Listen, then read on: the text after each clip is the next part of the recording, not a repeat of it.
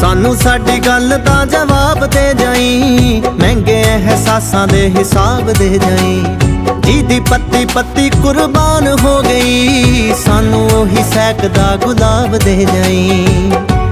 ਕਿ ਮੈਂ ਮੁੜ ਆਉਣੀਆਂ ਨੇ ਮਾਲੀਆ, ਜੜਾਂ ਨੂੰ ਪਾਣੀ ਪਾ ਲਵੇਂ ਕਿਧਰੇ।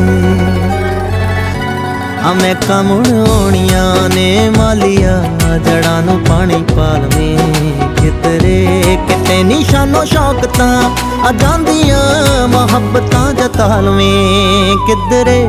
ਕਿਤੇ ਨੀ ਤੇਰਾ ਰੁਤਬਾ ਘਟਦਾ, ਜੇ ਹੱਸ ਕੇ ਬੁਲਾ ਲਵੇਂ ਕਿਧਰੇ।